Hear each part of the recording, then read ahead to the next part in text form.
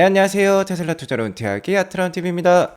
테슬라 2분기 실적이 나왔습니다. 서프라이즈가 나왔어요. 2분기 실적의 핵심을 알고 싶으시면 꼭 보셔야 될 것 같습니다. 자, 일단 우리 시간 오늘 새벽 5시에 발표된 2분기 실적 레포트를 보면요. 역시 서프라이즈였다는 게 드러나고 있습니다. 총 매출액이 이제 25빌리언에 가까워졌습니다. 전년 동기 대비 47% 성장을 하면서 컨센서스를 또 비트하는 모습 보여주었고요. 역시 넘게 BPS가 중요하다라고 볼 수 있겠는데 컨센서스가 0.8불이었어요. 하지만 이보다 10% 이상 상회하는 0.91불이라는 어닝 서프라이즈를 기록을 했습니다. 자, 전년 동기 대비 20% 상승을 했는데 매출액에 상승한 것만큼은 못 미치는 모습이죠. 역시 이번 실적 발표 때 가장 중요하게 여겨졌던 부분이 마진율이 되겠습니다. 일단 그로스 마진율이 18.2%가 나오면서 시장의 예상과 부합하는 모습이 나왔고, 좀 아쉬운 부분 역시 영업이익률이었어요. 컨센서스가 10.4%였는데 9.6%가 나오면서 미스를 기록했습니다.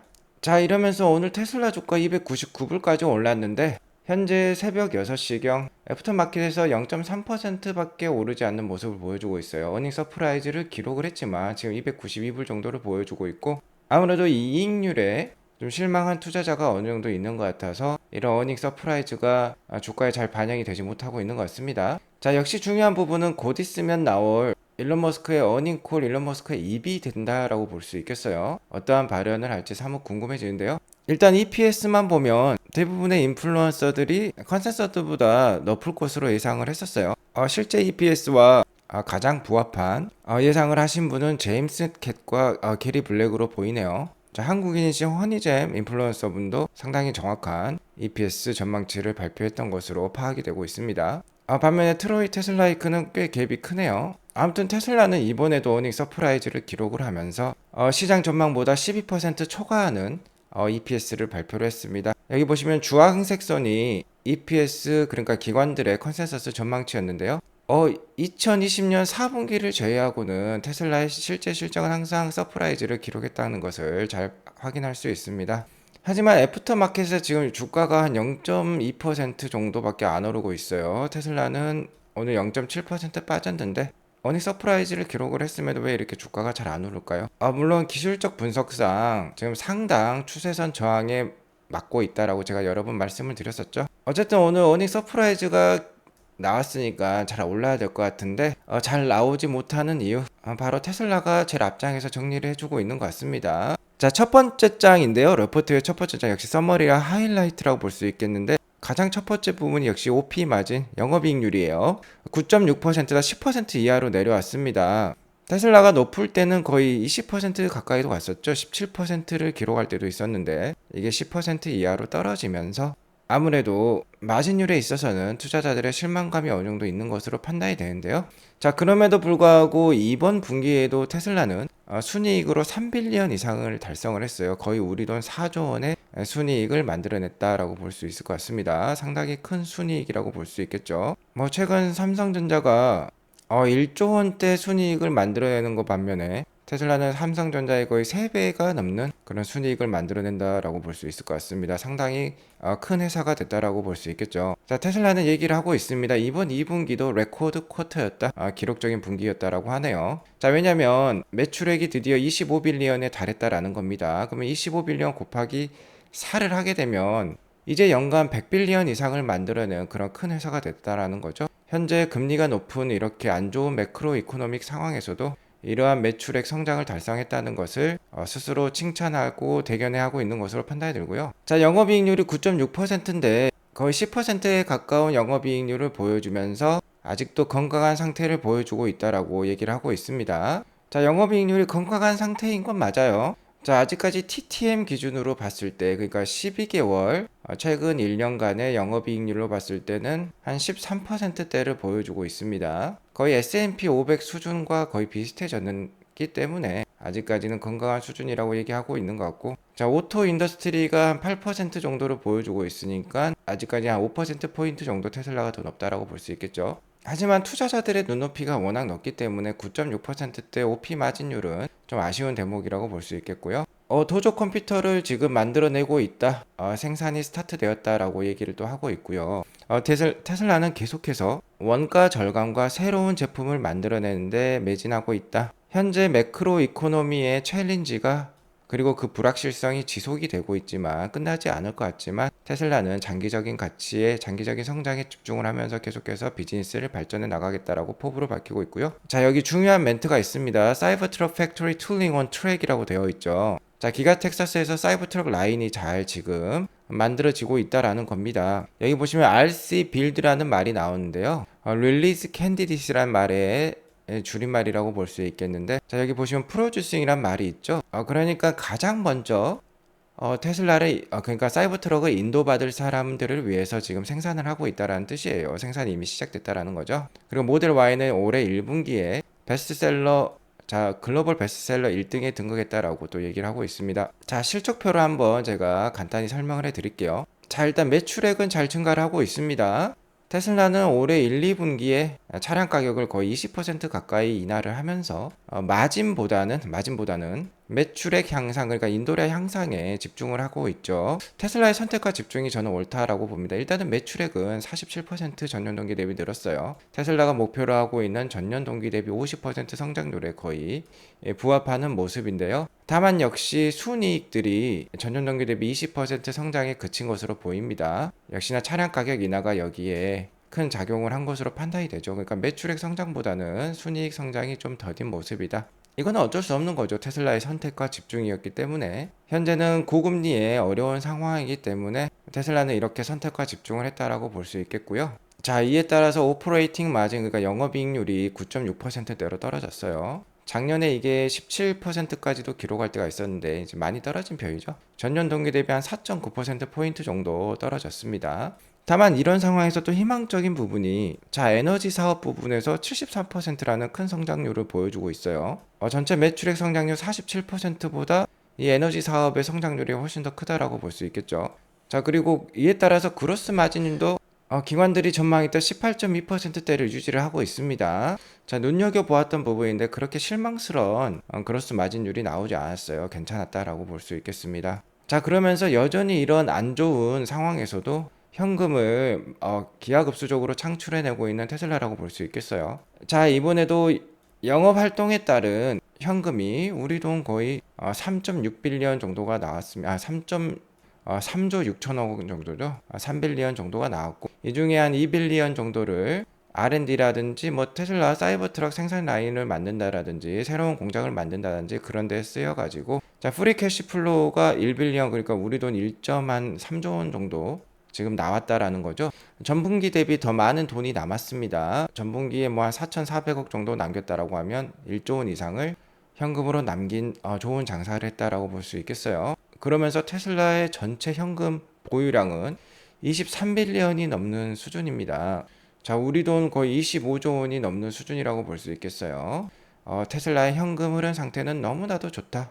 계속해서 현금이 늘어나는 멋진 장사를 하고 있다라는 거 확인해 볼 수 있었습니다. 어쨌든 이 영업이익률 감소 때문에 지금 주가가 그렇게 크게 못 오르고 있는 분위기인데요. 이 영업이익률의 감소의 사유가 너무나도 건전해요. 자, 여기 보시면 영업이익률 사유가 잘 나와 있습니다. 테슬라는 이번 분기에 영업이익률 감소에 대해서 상당히 포커스를 하고 있는데요. 일단은 역시 테슬라 차량 가격 인하가 가장 큰 문제라고 볼 수 있겠죠. 자, 두 번째 이유가 아주 건전하다라고 볼 수 있겠습니다. Increase in operating expense driven by Cybertruck, AI and other large project. 자, 여기 보시면 사이버트럭과 AI가 보이죠. 바로 사이버트럭의 생산 라인 기가 텍사스에서 증설하고 있기 때문에 돈이 들어가고요. 도조 컴퓨터 지금 생산에 들어갔죠. AI 기술 개발을 위해서도 하드웨어나 소프트웨어적으로 돈이 많이 필요합니다. 자, 그런데 이것들은 다 미래를 위한 건전한 투자이죠. 미래의 더 큰 수익을 만들어내기 위한 투자이기 때문에 4680 생의 추가도 마찬가지고요. 그러니까 이 영업이익률 감소 9.6%대로 감소한 거에 대해서 너무 민감하게 반응할 필요는 없을 것 같습니다. 그리고 영업이익률을 증가시켜주는 부분도 있었어요. 당연히 딜리버리 숫자가 증가를 했기 때문에 규모의 경제를 통해서 영업이익률이 늘어날 수 있고요. 현재 IRA 크레딧과 제조 원가가 떨어지고 있습니다. 로우 머티리얼 코스트가 낮아지고 있죠.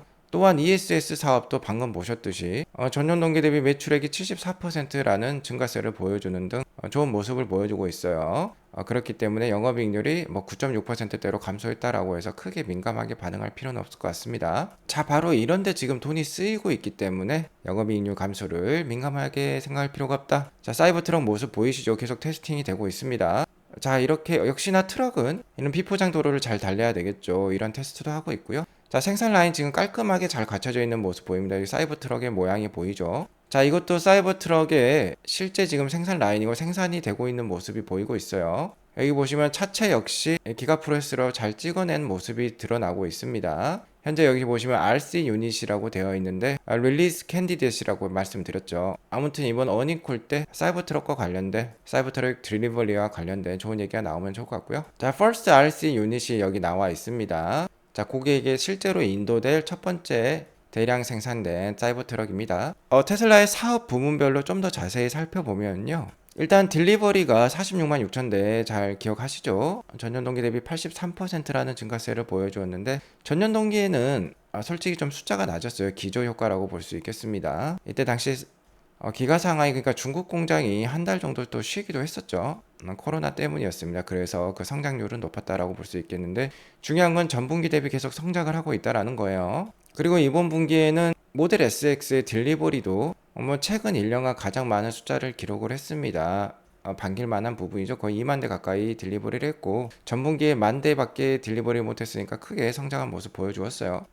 좀 안타까운 부분은 솔라였습니다. 태양광 패널, 태양광 지분 같은 것들이죠. 이게 오히려 전년 동기 대비 38% 감소를 보여주었어요. 아무래도 미국 경기가 이 솔라까지 잘 팔릴 정도로는 좋지는 않은 것 같습니다. 하지만 역시 괄목할 만한 부분은 ESS 사업이에요. 에너지 스토리지 메가팩이죠. 자, 이게 전년 동기 대비 222%라는 어마무시한 성장률을 보여주었습니다. 나머지 슈퍼차저라든지 테슬라 사업소라든지 이런 것들도 거의 30%대 성장을 잘 보여주고 있어요. 특히 에너지 사업에서 폭발적인 성장 중이다 라는 거 다시 한번 강조를 해드리겠습니다. 자, 이렇게 표로 만들어낼 수 있겠네요. 자, ESS 사업, 자, 이번 2분기 3.7기가와트시를 기록을 했어요.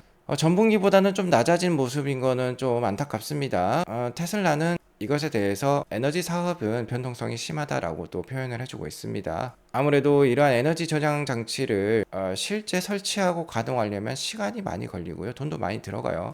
대부분 이제 B2B 사업이고 우리나라 치면 한국전력이라든지 이런 큰 회사들, 이런 인프라 회사들이 이런 것들을 테슬라로부터 구매 계약을 해서 설치를 하게 되는데 기간도 오래 걸리기 때문에 이러한 모습이 좀 나오는 것 같습니다. 어쨌든 전년 동기 대비 222%라는 어마무시한 성장 보여주고 있습니다. 자, 그리고 공장지별로 또 자세히 살펴볼게요. 일단 프리몬트 공장은 65만 대 캐파를 가지고 있는 것으로 나오고 있고 모델 SX가 프리몬트에서만 생산이 되어 10만 대 정도 연간 캐파를 가지고 있습니다. 기가 상하이는 75만 대를 넘긴 상황이고 베를린 37만 5천 대, 모델 Y, 텍사스는 25만 대 이렇게 되고 있네요. 다 합쳐서요. 200만 대 캐파는 이미 달성한 상황이에요. 자, 여기 반가운 글자들이 있습니다. 역시 사이버트럭 텍사스에서 생산이 되고 툴링이라 적혀 있죠. 현재 시험 생산 중이라고 볼 수 있을 것 같습니다. 그 다음에 기가 네바다에서 이제 테슬라 세미가 파일럿 프로덕션을 하고 있습니다. 여기서 시험 생산이라고 볼 수 있겠고 아직까지 대량 양산 체제는 못 갖춘 걸로 이렇게 나오고 있고요. 가장 반가운 건 이거죠. 넥스트 제너레이션 플랫폼 바로 모델 2가 되겠습니다. 자, 여기 지역은 various라고 되어 있어요.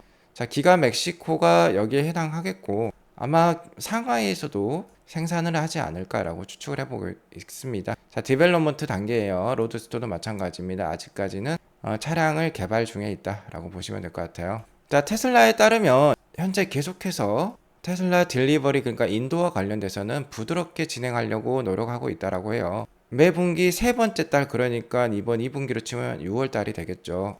이런 마지막 달에 딜리버리가 몰리는 것을 방지하려고 최대한 노력을 하고 있다. 왜 그러냐면 마지막 달에 밀어내다 보면 선임이 올라가게 됩니다. 운반비가 올라가기 때문에 이를 줄이기 위해서죠. 그래서 3월 달에 무리를 하지 않는다라는 건데 테슬라는 이번 2분기에도 괜찮은 딜리버리 실적을 발표한 거 보니까 잘 진행이 되고 있는 것으로 판단이 들고요. 자, 사이버트럭 생산에 지금 매진하고 있다라는 기가 텍사스입니다. 자, 연내에 첫 번째 딜리버리 달성해 보겠다라고 얘기하고 있어요. 4680 셀 프로덕션도 지금 괄목할 만한 성장이 진행되고 있다라고 얘기하고 있습니다. 또한 미국에서 리튬 정제소를 실제로 지금 건설 중에 있다라고 해요. 기가 상하이는 너무나도 잘하고 있기 때문에 더 기대하는 건 없다라고까지 얘기를 하고 있어요. 여기 보시면 full capacity로 돌아가고 있고 we do not expect a meaningful increase. 자, 이 의미 있는 성장을 바라진 않는다라고 얘기를 하고 있어요. 너무 잘하고 있다라는 거죠. 자, 기가 상하이는 그리고 우리의 메인 익스포트 허브다. 가장 중심이 되는 수출 허브라는 거죠. 자, 유럽 역시 모델 Y가 유럽 거의 전 국가의 베스트셀링 비어클에 등극을 하면서 잘하고 있다고 칭찬하고 있습니다. 자, 테슬라의 글로벌 시장 점유율은 계속 이렇게 끊임없이 상승을 하고 있어요. 또한 코어 테크놀로지에 대해서도 얘기를 해주고 있는데요. 자, 이렇게 요약할 수 있을 것 같습니다. 도조가 인공지능 훈련을 더욱 싸게 그리고 빠르게 만들 것이다 라고 얘기를 하고 있습니다. 자, AI 기술에 있어서 중요한 건 네 가지라고 합니다. 메인 필러라고 해요. 자, 일단 리얼월드 데이터가 있어야 되겠죠. 테슬라 자동차들이 지금 이것을 모아주고 있고요. 뉴럴 넷 트레이닝이 필요합니다. 인공지능 훈련 과정이라고 볼 수 있겠죠. 그리고 이를 위해서는 당연히 차량이 필요하고 하드웨어가 필요하고 소프트웨어가 필요한 겁니다. 그런데 이 도조가 현재 생산에 들어갔죠. 내년 10월 달이면은 100 엑사플롭에 달한다라고 합니다. 이렇게 되면 안 그래도 가뜩이나 최근에 이렇게 빠른 속도로 FSD 사용 마일리지가 증가를 하고 있는데 더 빨리 증가할 것 같아요. 정말 올해 연말에 어느 정도 의미 있는 FSD 베타 딱 찌를 때 FSD 12가 나오면 좋을 것 같고요. 테슬라는 각종 신기술이 많이 들어갑니다. 특히 OTA를 통해서 계속해서 소프트웨어를 업데이트를 해주는데요. 차량 내에 이렇게 업데이트된 소프트웨어를 잘 활용할 수 있도록 Get to know your Tesla 라는 이런 서비스를 런칭을 했다라고 해요. 그러니까 새로운 업데이트가 생기면요. 자, 이것에 대해서 차량 내에서 설명을 해주고 직접 사용할 수 있도록 유도를 한다라고 합니다. 좋은 발상인 것으로 판단이 들고요. 현재 테슬라는 역시 사이버 트럭을 전 세계에서 테스트 중에 있어요. 자, 올해 연말에 런칭이 되면 바로 북반구에는 겨울이 오기 때문에 지금 현재 겨울인 남반구 뉴질랜드 가서 윈터 테스트까지 하고 있는 테슬라죠. 이 사이버 트럭은 최근 10년 내 가장 유니크한 차량이 될 것으로 지금 생각을 하고 있습니다. 아마 사이버 트럭이 모든 경계를 깨버릴 거라고 지금 얘기를 하고 있네요. 자, 이렇게 잘하고 있지만 역시 솔라 부분은 좀 아쉽다라고 했죠.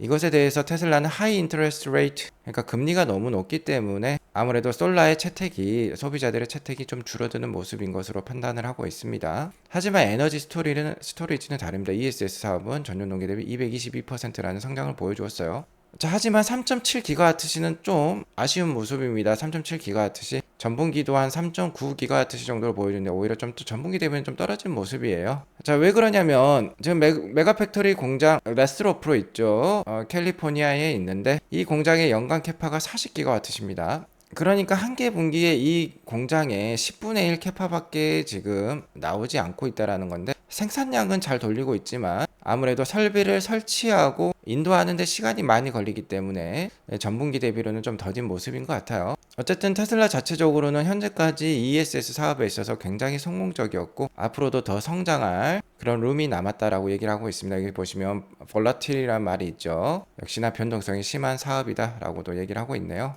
자, 그리고 서비스와 관련된 부분 역시 슈퍼차저를 얘기를 하고 있습니다. 이번 2분기는 슈퍼차징의 분기라고 얘기를 하고 있어요. 최근에 포드, GM, 벤츠라든지 폴스타, 리비안, 볼보라든지 다 참여를 했는데 자, 어제 닛산도 여기 합류한다라고 발표를 했습니다. 바로 NACS 방식이죠. 이게 10년 전에 테슬라가 고안해낸 방식인데 10년이 넘은 지금에도 탁월한 성과를 창출하면서 다른 기업들을 끌어들이고 있다라고 볼 수 있을 것 같아요. 자, 이렇게 스탠다드가 하나로 통일이 되면 그리고 슈퍼차저가 점점 늘어갈수록 내연기관 차량에서 EV로 그 컨버전이 빨리 일어날 것이라고 테슬라는 얘기를 하고 있습니다. 서비스 마진 계속 올라가고 있는 거 보이시고요. 자, 무수히 많은 슈퍼차저가 미국에 이렇게 건설이 되고 있고 오늘 닛산도 합류했다라고 지금 테슬라가 밝히고 있는 것입니다.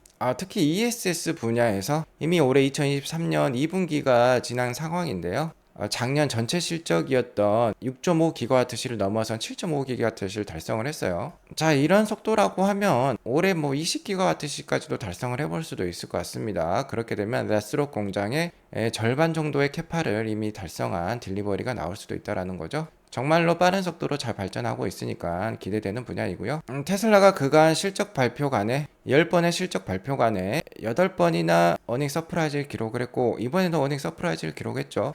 하지만 이 10번 중에 6번이나 주가가 다운이 되기도 했습니다. 역시 이 이유는 가이던스가 약했다라는 데서 저는 생각을 해볼 수 있을 것 같아요. 그러니까 역시 어닝콜이 중요하겠다라고 볼 수 있을 것 같습니다. 그러거나 저러거나 어쨌든 이 어닝콜을 발표할 때보다 지금 주가가 높은 수준이기 때문에 역시 장기적으로 투자할 필요가 있겠고요. 역시나 이번 어닝콜의 가장 중요한 거는 사이버 트럭이라든지 FSD가 될 것 같아요. 어닝콜이 끝나면요, 분석해서 또 알려드리도록 하겠습니다. 오늘 이것으로 방송을 마치겠고요. 오늘 방송이 도움이 되었으면 구독과 좋아요 알람 설정 꼭 눌러주세요. 좋은 하루 되시기 바라겠습니다. 감사합니다.